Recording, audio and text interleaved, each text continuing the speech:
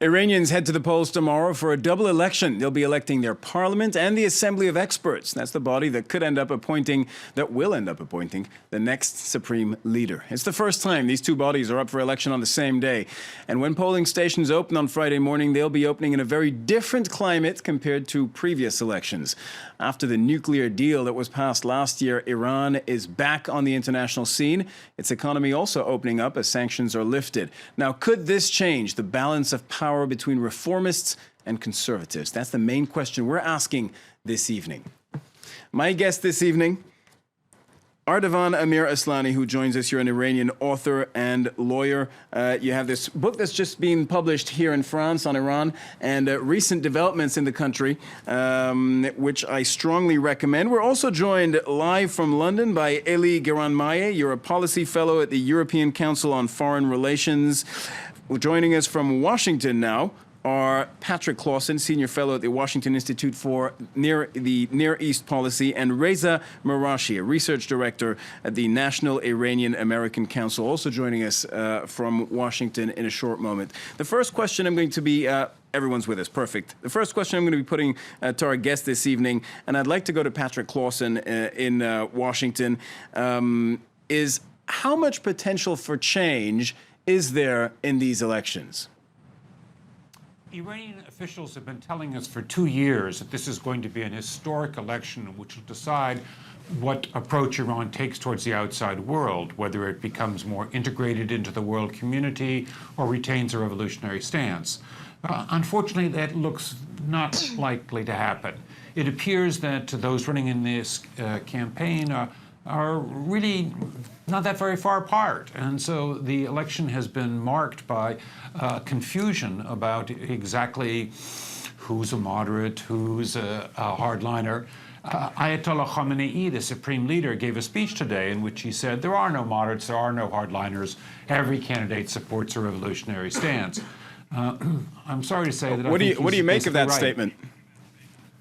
I think he's basically right, that the Guardian Council only let through a narrow band of people. They chopped off lots of reformers. They also chopped off some of the most hardline elements. So what's left are, for instance, no critics of the nuclear accord and no supporters, strong reformist supporters of the current president.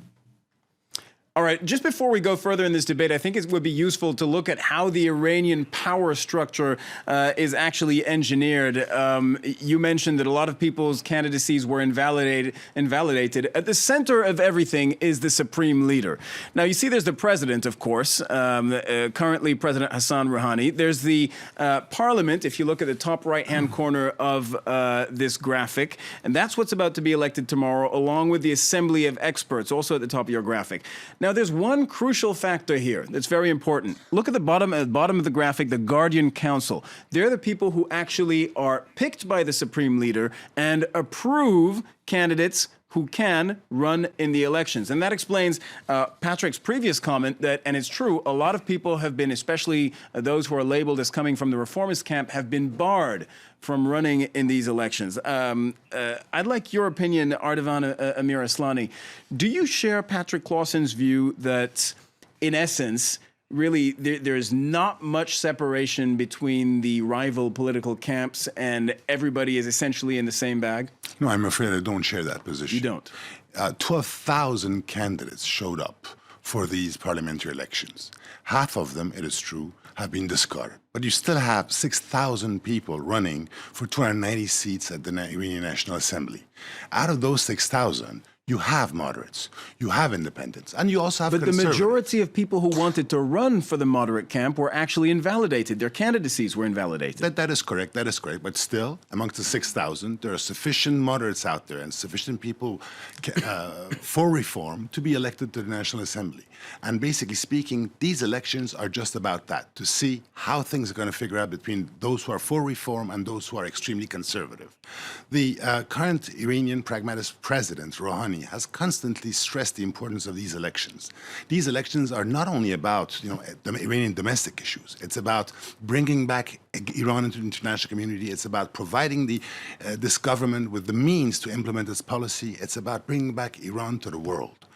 That's why they're important. And that's why the current conservatives in power in Iran won't have the latitude that they hope to have in order to push people back. You have 80 million people in Iran. 55 million of them are going to participate in these elections. 70% of the entire Iranian population is comprised of young people who are under the age of 40. These people aspire to a different world. These people aspire to an Iran that engages with the world, that occupies its genuine place into the international community. They can't come out and say, only conservatives won these elections. It's impossible. You have to provide these people some hope for the future, and you cannot continue just promising them with restrictions as far as personal liberties are concerned and unemployment. That's why the powers and centers of power in Iran are compelled to take into consideration the point of view of the people. And the vast majority of these people are going to vote for reform candidates, albeit the preferred candidates have been barred.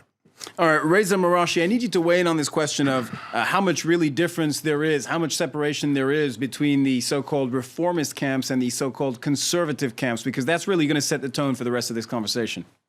Yeah, I think there's a bit more nuance to it than just calling it reformists versus conservatives. Alliances and enmities within Iranian politics are fluid, and they constantly shift. And I think Rouhani becoming president is a personification of that, because 10 to 15 years ago, you would have considered Rouhani to be cut from the same cloth as the supreme leader. I don't think you could make that same statement today, even though they do still have a lot in common on some policy views. If you look at their statements that they make publicly, they're not always identical. So in the bigger scheme of things, it's important to acknowledge up front that a significant number of potential candidates have been disbarred from standing in this election. And that tells us essentially what we already knew, which is that Iranian elections are neither free nor fair according to international best practices. The flip side of that, of course, is that these are the most competitive elections, Iranian elections, that take place in the Middle East, Israel notwithstanding.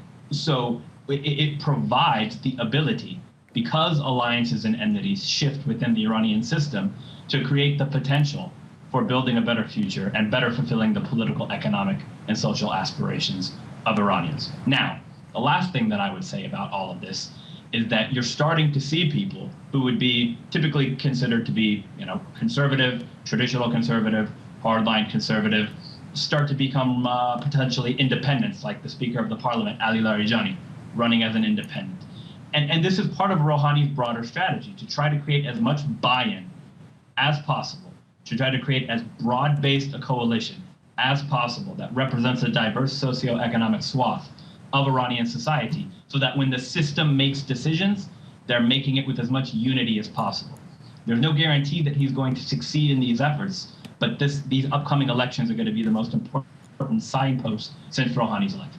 All right, we're going to detail a number of those points. Let me bring in Elie Jeremiah now from London. And this, I know, is one of the things you believe is more interesting to watch in this election, which is the alignment of some of the groups that previously weren't necessarily in the same political camp, especially the moderates of Rouhani and the reformists.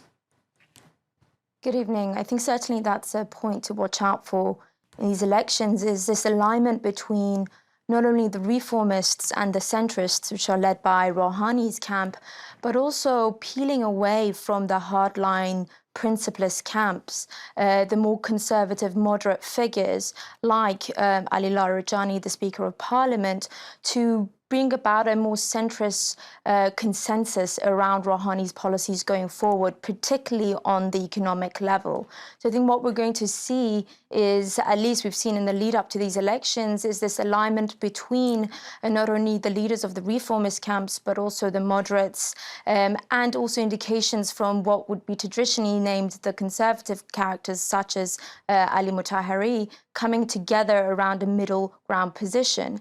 And just to echo what your previous guest said, I think this is going to provide the contours of Rouhani's presidency going forward, as he demonstrated in the nuclear deal, is to create consensus across the pragmatic leaderships of the various power centers in Iran.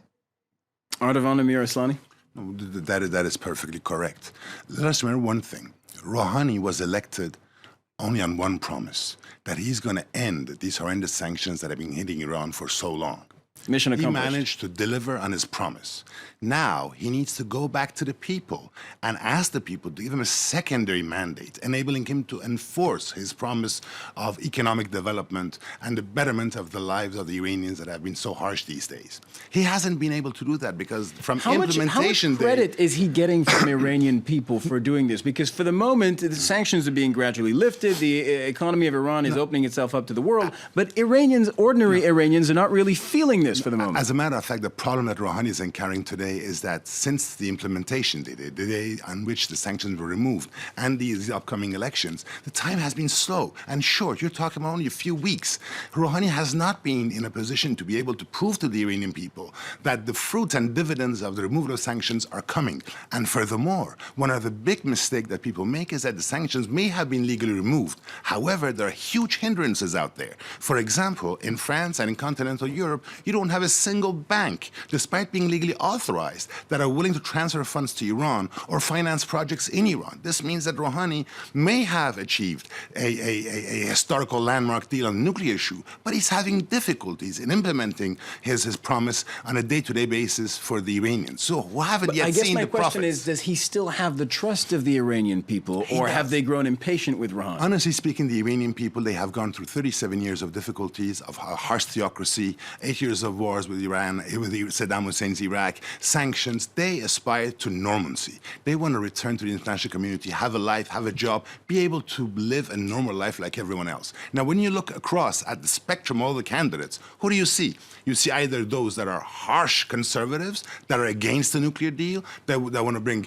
discredit to the presidency of Mr. Rouhani, those who are reformists and who want to give them a chance. So the Iranians are not blind and they're not deaf, and they know for whom to vote for. And it goes beyond doubt, no matter how the results of the ballots cast will be counted, that the vast majority of the Iranian population is going to side behind Rouhani to give him a chance to deliver on his promise. And you agree these elections are free and fair? Well, according to Iranian standards, they will be. However, as we all discovered, and as we all know, half of all the candidates have been disbarred from running. So it's not a democracy as we see it in Europe. However, it is some kind of a democracy. And in any case, it is the only country in the Middle East, Israel being put aside, where actually votes count and that you don't know in advance what the result of the election is going to be.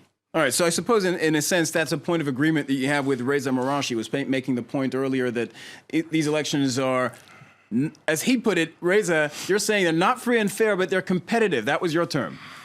Yeah, it's, in my view, it's essentially a game of competition amongst the political elite. And many Iranians, I would argue, the majority of Iranians inside of Iran, having dealt with this government for nearly 40 years now, are savvy enough to know that if they stay home and don't vote, they get the Ahmadinejad type guys. Whether we're talking about presidential elections or parliamentary elections, assembly of experts elections. If they turn out and vote in high numbers, the most palatable candidates after the vetting takes place have a higher likelihood of going into office. And in doing so, that creates a certain level of pressure for the people who are subsequently elected to deliver on their promises. Because sure, you have a variety of people inside of Iran that aren't too thrilled with Rouhani's inability to deliver on many of the campaign promises that he's made. But they also understand that part of Rouhani's argument, which continues to be compelling, is, okay, if you don't like me, then you can vote for the other guys that you had during the Ahmadinejad years. And that really crystallizes the choice that many Iranian voters have to make. So you're saying Iranian voters are essentially caught between a rock and a hard place, Reza. And let me read a tweet that's coming in from a viewer, and it speaks to what you've been saying, as well as what Patrick Clausen has said earlier. In a state like Iran, says Derek Griffith, where your political representatives are selected by a group of white turban mullahs, there can be no democracy. Let me take that to you, Patrick Clausen. You heard what was being said, and we've been essentially asking the same question since the beginning of this debate, is how much change can these elections implement? You were saying none at all.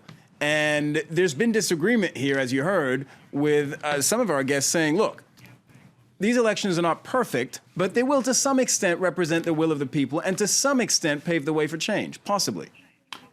Not one of the 6,000 candidates running criticizes Iran's support for the war in Syria that's killed 400,000 civilians. Not a single one of the 6,000 candidates proposes that Iran stop its missile program, which has been condemned by the UN Security Council. Not a single one of them proposes that Iran cease its support for Hezbollah, which all of Iran's Arab neighbors, except for Iraq, regard as a terrorist organization. Not a single one proposes patching up the dispute with Saudi Arabia. In other words, we don't see any kind of differences among these candidates. Oh, and by the way, we also don't see critics of the nuclear deal. So what we have seen is that the ends have been cut off. Those who have been allowed to run are a narrow position of people. As one of your other speakers put it, this is a middle position. It is a middle position that is unacceptable to the West. And it's all that's being allowed to run. There are differences among these people. There are differences in who will be allowed to be in power and who will be allowed to benefit from the corrupt system that has been in place for many years now in Iran. These are real differences and a real competition, but it's not about the issues that the West cares about. So I guess the follow-up question was, and of course this matters to Iranian people, the issue, what about the issues that Iranian people care about? Because this is their election. I think most Iranians care most about the economic situation. And Rouhani said that he would be able to improve the economy by doing a nuclear deal. Well, since the nuclear deal was signed 6 months ago, Iran's been in a recession. Now, Iran's unemployment has gone up since the nuclear deal was signed. I suspect that the recession's going to end, that there's going to be some modest growth, but dramatic improvement, not very likely. And mostly that's because of problems inside Iran and not because of the sanctions. The sanctions make things worse, without a doubt. Ardavan, just briefly. This is exactly what I mentioned. I mean, the nuclear deal was signed on July 14th, and implementation date was barely a month ago. How do you expect the economy to go ahead in a positive direction in such a short time? We have to give this guy a break and give him a chance to be able to deliver. And furthermore, I mean, everyone is right. These elections are about domestic issues. Unemployment in Iran, especially amongst the youth, is in the 30s or 35% rate. These people care about jobs. They care about housing. They care about a new life. They don't care about Syria, at least not as their top priority issue, bearing in mind that every single Iranian knows well that where Daesh, this horrendous ISIS, this horrendous medieval sect, were to conquer Damascus or to conquer Baghdad, the frontiers of Iran and the safety of Iranians would be at stake. So they also know their priorities as far as foreign policy is concerned. All right, Ardavan, thank you very much. And in that respect, I think we could agree that Iranian voters are very normal voters. Most people really, in terms of voter behavior, care more about their domestic issue in their day-to-day life than they do about global international issues. All right, thank you very much. We're going to take a very short break. We're back in just a moment with part 2 of the France 24 debate. Stay tuned.